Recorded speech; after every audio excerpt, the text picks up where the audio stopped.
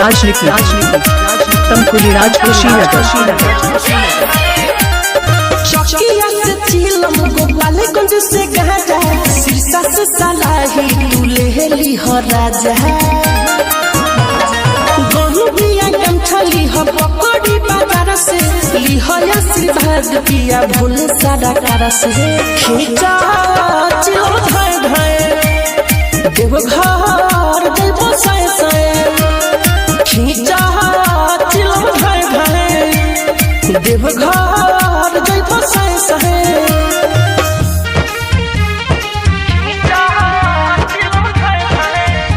music by Mantu मंडी DJ Sandeep राजनीति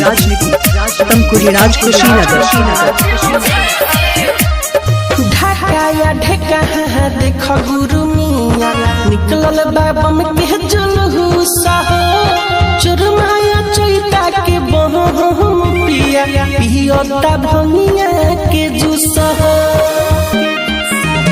आगे फुलवा दे ठिका बड़ा कहा गाँव सभे बगरुआ कोलहर में मिले न खाली ही बाजता थाली ए पिया राहु डरहर में गुढ़ावा पता हो दा छछौनी मोती हरिया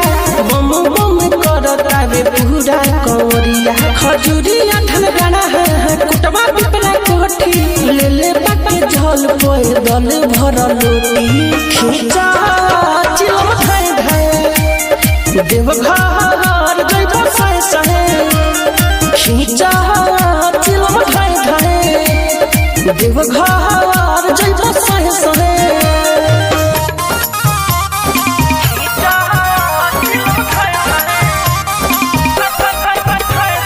डीजे संदीप राजनीति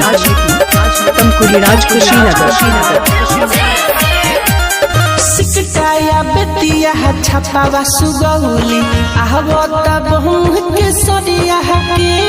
हरख बारा से बबुल सिंह देखो न बिरजेश बिहरिया के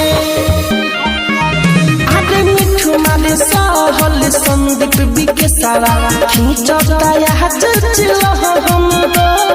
बाबा के बूटी हिम्मत न टूटी न हुई कुछ के गम हो मधुबन शिवहर लालगढ़ सीतामढ़ी शांति चौक मैनपुर माधानी होता बड़ी लगे लखौड़ा शिकारी कुंज चिजहिया